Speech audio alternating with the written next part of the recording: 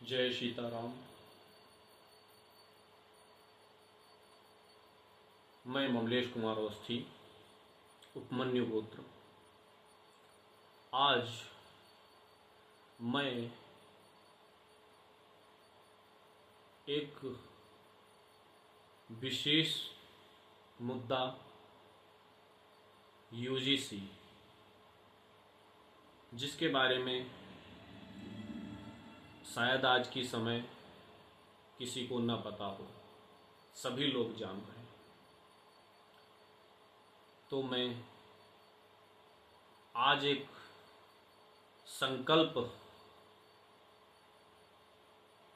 लेने जा रहा हूं और इस संकल्प के बाद मुझे अपेक्षा है कि कम से कम जितने सवर्ण समाज के लोग हैं वह सभी इस संकल्प को खुद पे भी उतारें और उसे निभाएं, क्योंकि यदि इस संकल्प को आप नहीं निभा रहे हैं तो आप सवर्ण नहीं हैं, और या फिर आपका ज़मीर मर चुका है, आप डरपोक हैं। जब धर्म पे, हमारे धर्म क्या सिखाते हैं, जब धर्म पे और अपने बच्चों पे, अपनी स्त्री पे, अपनी ज़मीन पे, इस पे बात आ जाती है तो फिर पीछे नहीं हटना चाहिए। आज मैं इस कलयुग के रावण, एक रावण हुआ जो ब्राह्मण था और शंकर जी को सदा खुश रखता था, उनसे बहुत सारी सिद्धियां जप तप करके प्राप्त की और त्रिलोक विजयी बना। वह विद्वान भी था, वह कर्मकांडी भी था, वह धर्म भी करता था और उसने जीवन में सिर्फ एक गलती की, मां सीता का हरण, और उसी से उसका पूर्ण विनाश हुआ। बिल्कुल वैसा ही काम आज कलयुग में नरेंद्र मोदी द्वारा किया गया है कि एक विशेष समुदाय को आपने एक सोची समझी साजिश के तहत ऐसे नियमों को लाया जिससे कि समाज में बहुत बड़ा विद्रोह पैदा होगा,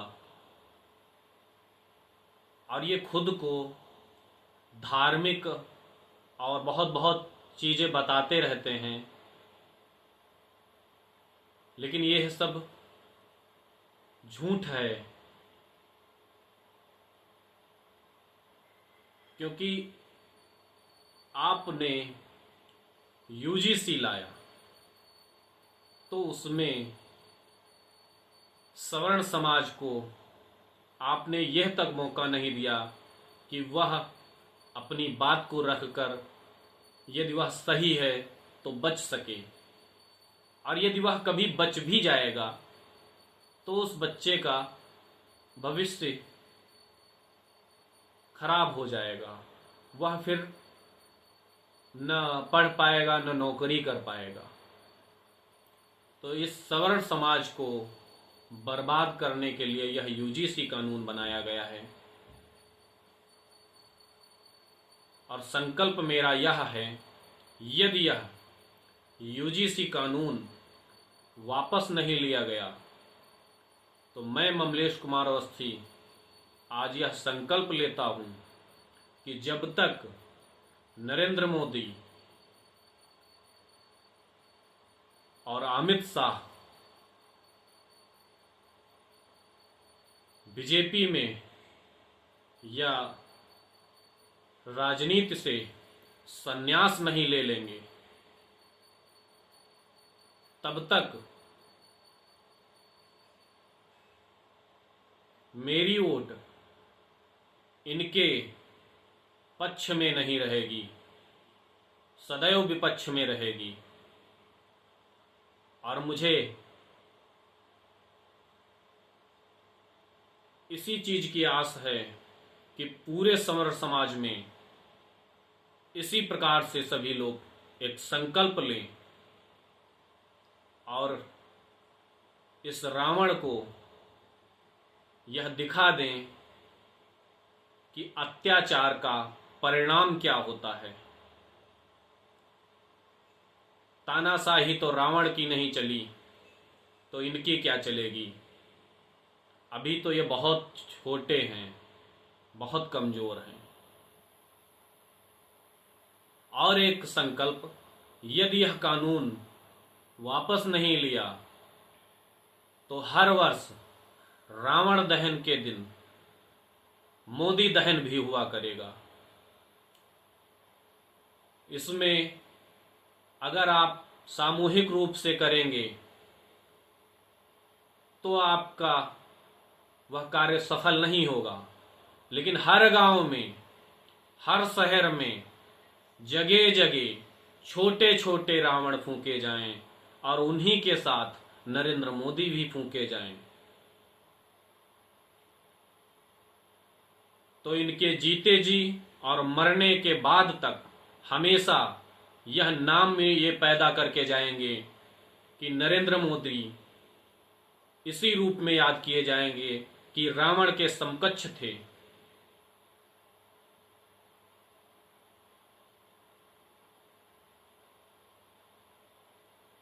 सवर्ण समाज से मैं एक बात और कहना चाहता हूं कि डरने की बात नहीं है।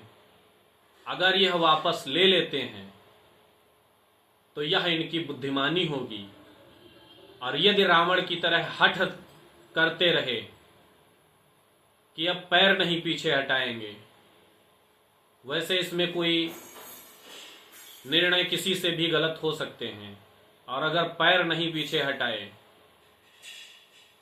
तो इसका खामियाजा इन्हें अवश्य मिलना चाहिए।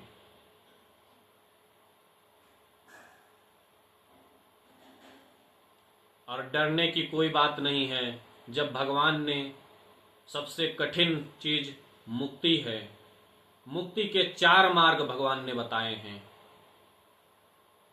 तो इस जीवन जीने में कठिनाइयों के तो अनेकों मार्ग मिलेंगे, और यदि नहीं किसी को समझ में आए तो मार्ग हम भी ईश्वर की कृपा से, ईश्वर का नाम लेके बताएंगे, और सभी लोग मिलके इन सब चीजों के उपाय ढूंढेंगे। लेकिन एक विशेष बात यह कहना चाहता हूं कि यदि समाज में अपनी बातों को, अपने हक को भली भांति रखना है तो अपना नेतृत्व की भावना छोड़कर बस सिर्फ एक भावना लाएं कि हमारे उद्देश्य सफल होने चाहिए, जो कि सार्थक और धर्मगत हैं। एक सवर्ण समाज का और बहुत सारे ओबीसी समाज के भी लोग हैं जो कि उस संगठन में जुड़ेंगे, एक बहुत बड़ा संगठन बनाने का प्रयास करें और बनाएं, जिससे हमारे विरुद्ध यदि कोई ऐसा षड्यंत्र रचा जाए तो उसका मुंह तोड़ जवाब दे सकें। क्योंकि हर कार्य माला जपने से नहीं होता है। यदि माला जपने से होता तो भगवान श्री कृष्ण महाभारत के लिए कभी अपनी सहमति नहीं देते। अधर्म का विरोध करना, यही धर्म है। और एक बात मैं कहना चाहता हूं, यह आरक्षण इतना चल रहा है, और जो एक शर्म आनी चाहिए, इतने वर्षों से आरक्षण ले रहे हैं। अरे यदि आपको नहीं पता है कैसे देश बराबर में जाएगा, तो एक बार विचार लीजिए कि कैसे आ सकता है समाज बराबर में। नहीं पता है तो हमसे पूछिए, हम भी बता सकते हैं। जब तक भाव नहीं अच्छे करोगे, समाज बराबर में कभी नहीं जा सकता है। भावों को अच्छे करिए, और जो कमजोर वर्ग है, हर बिरादरी में, हर धर्म में कमजोर लोग हैं, कमजोरों को पढ़ाई में सुविधा दीजिए। वह पढ़ने को पाएंगे तो कंपटीशन निकालेंगे, तो देश का स्तर नहीं डाउन पड़ेगा। देश का स्तर, जो एक स्कॉलर है वो स्कॉलर बना रहेगा, और जो कमजोर हैं वो उसके बराबर पहुंचेंगे। अच्छी पढ़ाई पाके वो सब बराबर धीरे धीरे करके आ जाएंगे। तो उनकी शिक्षा फ्री करिए, उन्हें सुविधाएं दीजिए। कितना भी गरीब हो, उसकी शिक्षा में कोई कमी ना आए, ऐसी सुविधाएं करिए जिससे देश बराबर आएगा। न कि एक स्कॉलर है और एक कमजोर है, तो कमजोर वाले को नौकरी मिल जाए, स्कॉलर को नौकरी न मिले। इससे तो देश यहीं पे आएगा, यहां से यहां नहीं जाएगा।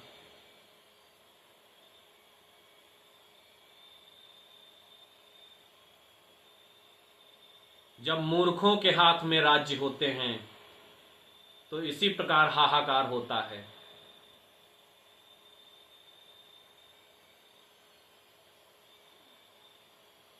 सवर्णों,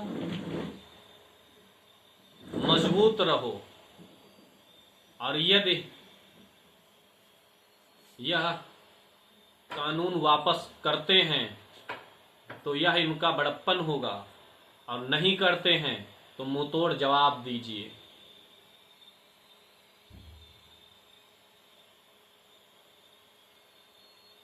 और बिल्कुल भी डरने की जरूरत नहीं है। अगर आप डरोगे तो डराया जाएगा, और यदि आप डरोगे नहीं, हर व्यक्ति को कम से कम इतना जरूर विरोध करना चाहिए, अपने व्हाट्सएप और फेसबुक पे स्टेटस के रूप में विरोध व्यक्त करना चाहिए। यदि नहीं कर पा रहे हो तो आप सवर्ण नहीं हो, कुछ कमी है आप में। हर एक सवर्ण अगर विरोध इस प्रकार से कर दे तो पता चल जाएगा, इसी से ही उन्हें एहसास हो जाएगा कि हमने कितनी बड़ी गलती कर दी है। और ब्राह्मण अपने पथ से भ्रमित हुआ है, इसीलिए आज हर जाति, हर धर्म उसे धुतकार रहा है। ब्राह्मण की सबसे बड़ी ताकत क्या थी? उसका चरित्र और स्वाभिमान। उन दोनों का कोई ख्याल नहीं रहा है, और वही उनकी आत्मबल, उनकी आत्म शक्ति थी।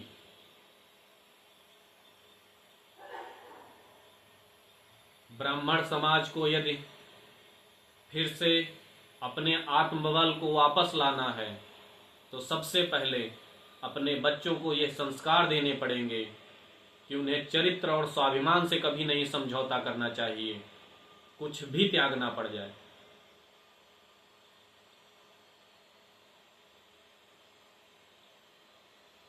जब इस प्रकार के उनके संस्कार हो जाएंगे तो उनमें इतना आत्मबल और दिमाग ईश्वर की कृपा से मिल जाएगा कि वह हर मुश्किल से सामना कर लेंगे, और उनका विरोध करने वाला पहले ही डरने लगेगा।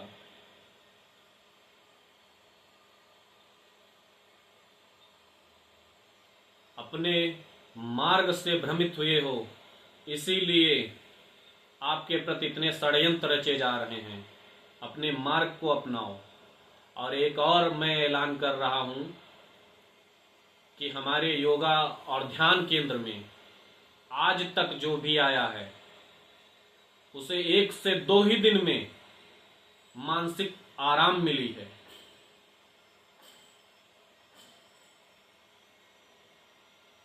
और आज के समय में एंजाइटी से 90% लोग 90 से 95% लोग एंजाइटी में हैं, लेकिन लोग शर्म और अपना स्टेटस मेंटेन करने के लिए व्यक्त नहीं करते हैं। मैं गारंटेड बताता हूं कि एंजाइटी 10 दिन में और डिप्रेशन कैसा भी हो 3 महीने में खत्म कर देंगे।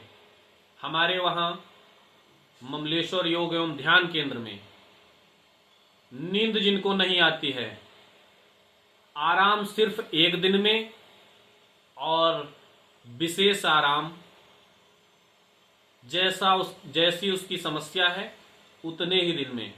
हमारे वहाँ कोई ऐसा नहीं आया है जिसको 10 दिन से ऊपर लगे हों ठीक होने में।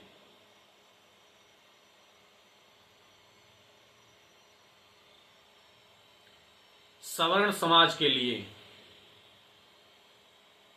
हर जगह आरक्षण सरकार तो दे सकती है, बिल्कुल सही बात है, लेकिन सवर्ण समाज से यही प्रार्थना है कि जैसे आज मैं एक और बात कहने जा रहा हूं कि मेरे ध्यान केंद्र में सवर्ण समाज के लिए हमेशा एक आरक्षण रूप में उन्हें छूट मिलेगी। उनके शिक्षा में तो हम किसी के नहीं भेदभाव करेंगे, लेकिन जो भी फीस रखेंगे ध्यान केंद्र में उसमें विशेष छूट रखेंगे। और सभी सवर्ण समाज से यही अपील है कि आप अपने संस्थानों में सवर्ण समाज के बच्चों को, सवर्ण समाज के लोगों को एक आरक्षण रूप में उन्हें विशेष छूट देने की कृपा करें, जिससे उन्हें भी जो मानसिक तनाव मिल रहा है उसमें आराम मिले। और उनमें भी गरीब लोग हैं, सवर्ण समाज में भी गरीब लोग हैं, उनकी भी मदद हो सके।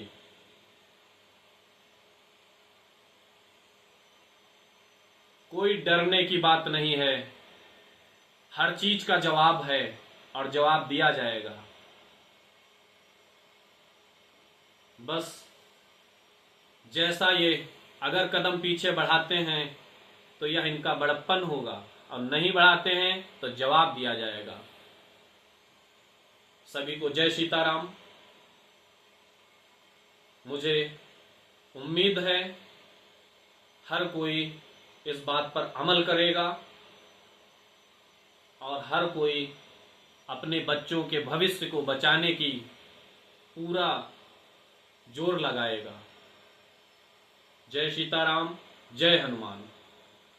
और एक बात बताते हैं, हनुमान जी की आराधना करना शुरू कर दो और आदित्य हृदय स्रोत पाठ पढ़ना शुरू कर दो। एक बार राम भगवान ने आदित्य हृदय स्रोत पाठ पढ़ के और रावण की पूरा